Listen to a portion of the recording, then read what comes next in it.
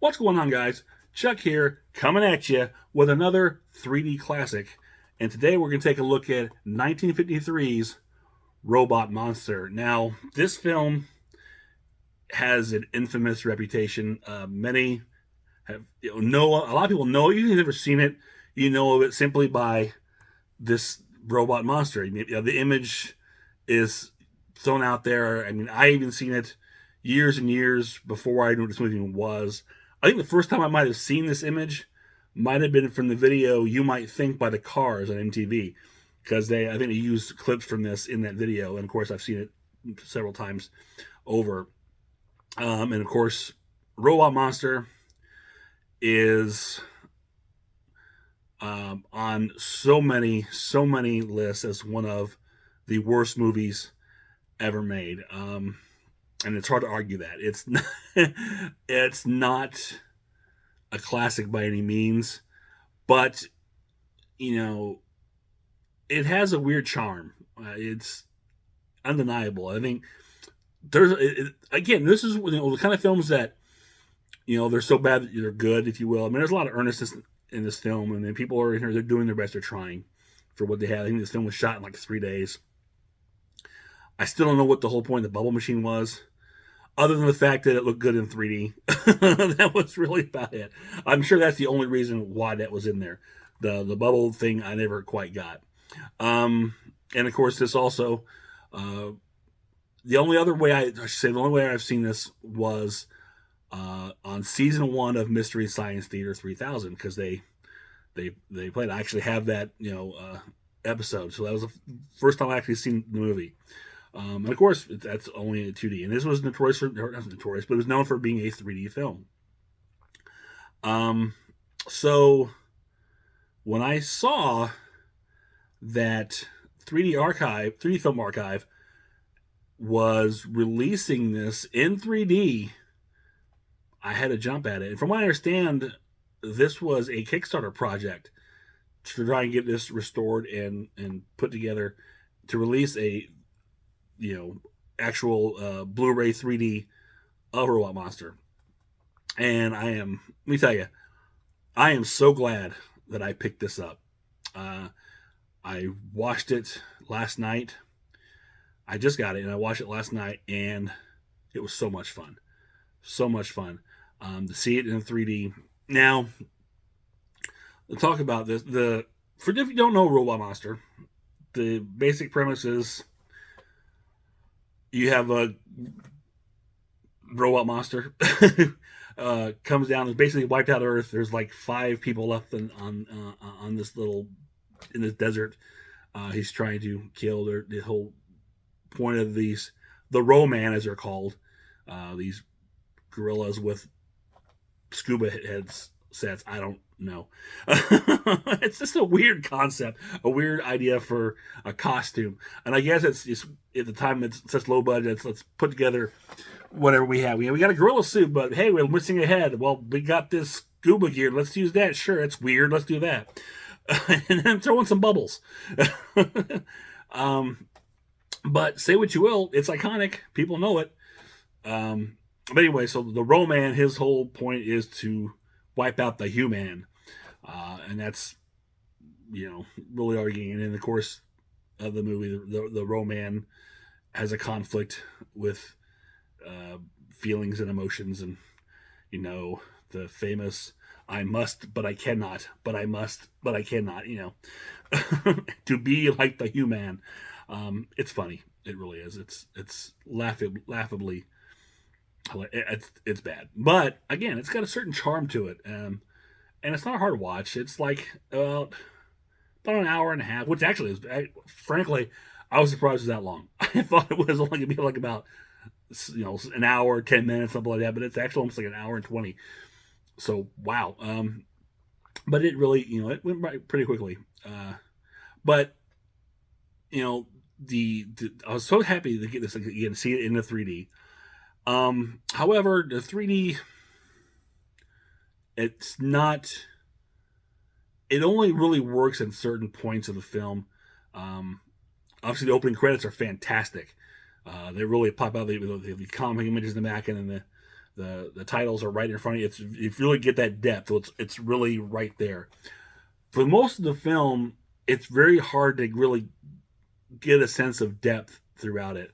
And again, that's one of the reasons why you have the bubble machine, because the bubbles will pop up when Roman is speaking to his superior, and that's part of the communication devices that turn on the bubble machine, I guess. Bubbles make for better transmission. I don't know, but the bubbles will pop up, and of course, they really give you the sense of depth of the 3D, which the rest of the film doesn't really have. Now, there are a few scenes, basically, we get wide shots of the landscapes, or for instance, they're all holed up in like this little kind of bunker shelter, and with like a wall, no ceiling, but it's just a wall. But you look over it, and you can kind of see in the distance the desert mountains. In that kind of scale and scope, you can kind of see the depth. Or when they walk through, you've got trees or bushes, and you can kind of see where there's a sense of depth through that. There's a scene where the little boy, I can't remember his name, is confronting Roman. He's up kind of like at a small cliff, and Roman's down below. And again, you can kind of see the sense of depth in the 3D. That's really the most of it. It's not really stand out and jump out at you as much as, like I say, House of Wax, which was fantastic in all of its 3D aspect. This doesn't really have it. Now, I don't know if it's the black and white kind of takes away from the 3D as much as the color would, helping you get that depth.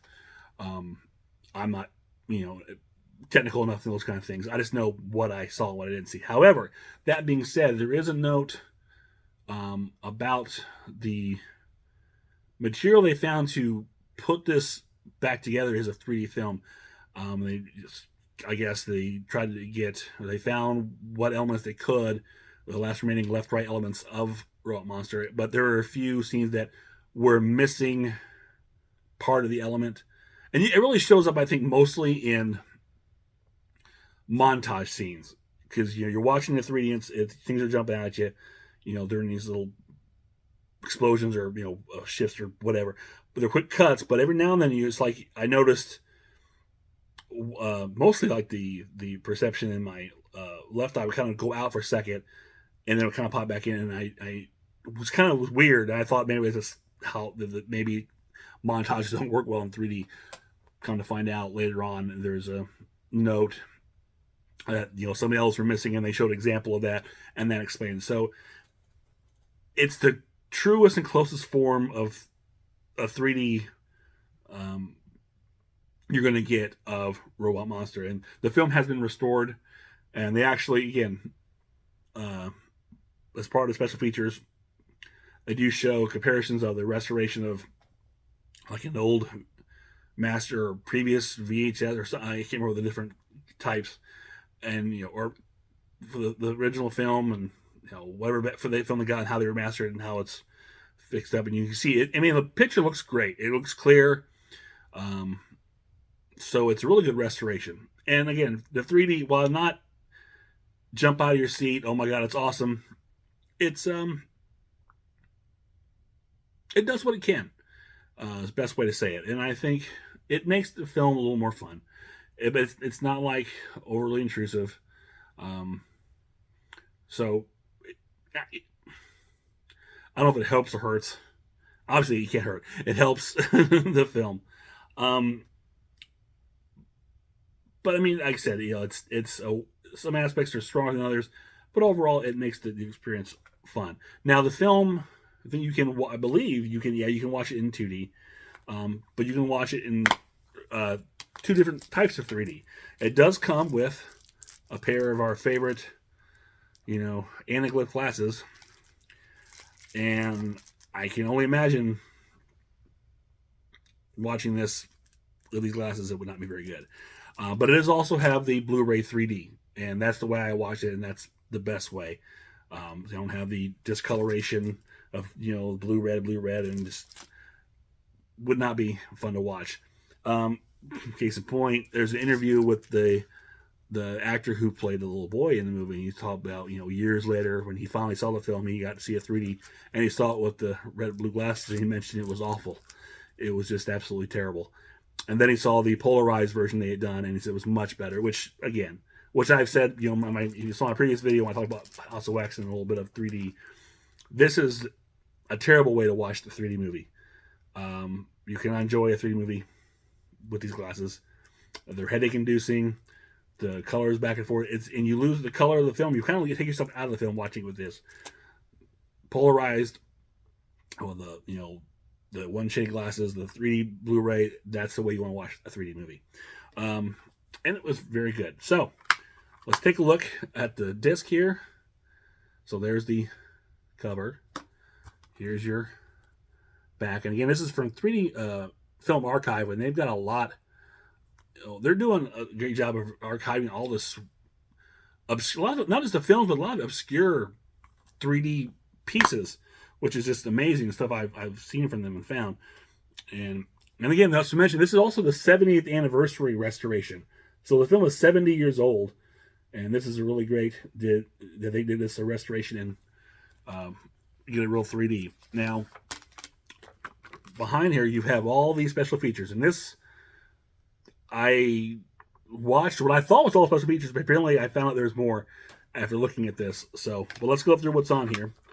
Because start off, when you play the movie, it has a little opening warm-up, if you will, which is kind of weird. It's a 3D with Slick Slavin. I guess he was a comedian at the time. He does this little shtick opening where he's doing gags. He's doing his little comedy bit, a little stand-up. But he also sings a little song. He does impersonations of popular celebrities at the time singing the song, like James Cagney and Cary Grant, Jimmy Stewart, and so on and so forth. You know, obviously big stars at that time. And it's just a weird open to the film. But I guess at that time, when you went to the movies, it wasn't unusual to get short subjects or little things, you know, before a film. It was kind of commonplace. And being a 3D film with a premiere, you're going to make this, you have a little 3D film. And that's what it was. It's very subtle 3D, except for, you know, points where he's like trying to shake hands with the audience or, you know, something like that. But most of the time, it's basically just him doing his impersonation shtick, and you're watching it in 3D. Then it cuts to, you know, credits and the movie starts. Then right after the movie, you have the option to, it will just basically go right into the special features, or you can watch separately. So you've got the 3D bonus features, which this is what plays after the movie. You've got the 3D trailer, which is newly created, so it's the trailer for Raw Monster, but in 3D. Memories of a Pooped Out Pinwheel, which is Greg Moffat, who shares the personal recollections of filming on location over a period of 4 days in March of 1953. He is the actor who played the little boy in Robot Monster. Travels through time and space. Newly curated vintage slide presentation from stereoscopic anthropologist Hilary Hassel. This was actually fascinating. This has nothing to do with Robot Monster. This is just, I guess, a time capsule of a time when people had these stereoscopic cameras that would take 3D images. From what she was explaining, and she just basically has a slideshow of images from between 1940s and 60s of all these different photographs, but they're in 3D, and it's really fascinating to watch. I mean, it's basically, you know, your someone's slideshow, or, you know, vacation slides, if you will, you know, when that was a thing. But there's so many cool images, and, you know, some of them look really awesome with the 3D. There's like a great image of Mount Rushmore being built, and, you know, the perspective it's in the background. You have, you know, the person who's in charge of the whole thing in the foreground, and it's a beautiful, striking image. And there's a lot of stuff like that, very artistic photographs. Again, with the 3D, really makes them stick out. So I found that really interesting. Like I said, it had nothing to do with Raw Monster, but the idea of this stereoscopic camera taking these photos was pretty cool. Side Streets of Hollywood 3D insert, and these were a little weird. An 8-minute insert with Dance of the Blonde Slave's Revenge and Madonna and Her Bubbles.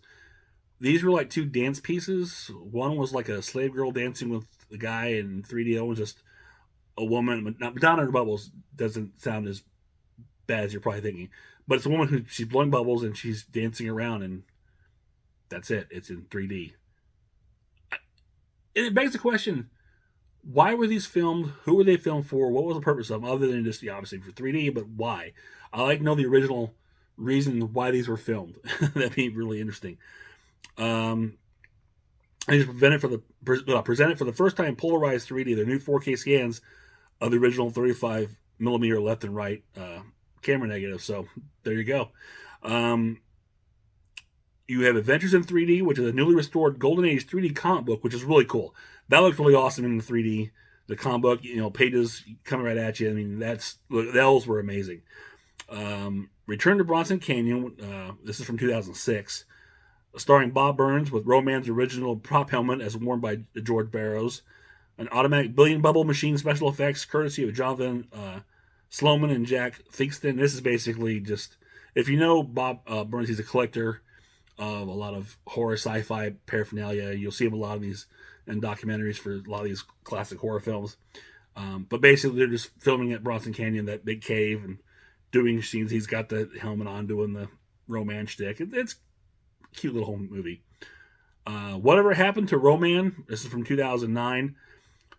This is a 3D faux documentary as the reporters go to find Roman at his home and find out what happened to him after he made his movie and he just got disappeared from Hollywood, wasn't getting any parts, and now he's charging $5 for autographs. It's kind of funny. And then the before and after restoration, the demo. Okay, the 3D bonus is Stardust in Your Eyes. That plays before the movie. That's the Robot Monsters original prologue starring Slick Slavin, also known as Trustin Howard. This is the new 4K scan of that. So this, I guess, originally played before that. But it's a nice little time capsule of the film then. Then the other extras, there were so many extras. You had a commentary track with Greg Moffat, Mike Ballou, Eric Kurland, and Lawrence Kaufman. Let's see. Was I a Man was a new song by the Other Favorites. So it's a restoration gallery of the film, and this is playing the song over the track. Memorabilia gallery of just publicity, lobby cards, all kind of stuff. And then you have Bela Lugosi film You Asked For It. Its appearance on live television, newly restored by Scott Jondro and Jack Theakston from an original 60mm kinescope, featuring a newly recorded commentary track from Gary D. Rose, the world's foremost Bela Lugosi scholar. Now, I don't believe this was only in 2D. I don't think this was in 3D. And it's so weird that it's on here. I'm not quite sure. I didn't see that. I didn't watch that. I was just watching the 3D features. But I'm going to have to go back and look because I wonder what the significance was put on here other than just because. So, and then I found there's even more. And this thing is packed with stuff. The 2D bonus features, you have Saving Slick, which was a documentary with that Slick Slavin. New documentary short explains how 1950s nightclub comedian Slick Slavin is reminded of his long-forgotten act and identity with his lost 3D film was revived in 2023. The original trailer for Robot Monster, Sands of 3D. 3D movies in Los Angeles, a specially curated collection from Jack Theakston, containing original 2D coming attraction trailers for three-dimensional films. Monster from Mars, which is the original opening title from the Astor Pictures release. You have Joe Dante's Trailers from Hell, talking over the trailer for Monster from Mars from 1956, which, the other title of this. Mistakes and Innovations. Bob Furmanek describes the original Day for Night footage and Phil Tucker's innovative use of double film, aka 3D blinkery. Robot Monster Diaries was the book listing. Rescuing Roman, a documentary short by filmmaker Sean Thrunk, tells how an accidental discovery of two forgotten 35mm prints in 1990 saved the only complete 3D footage. So I have to check that one out. It's really cool. Yeah, these are the features I didn't realize were on here.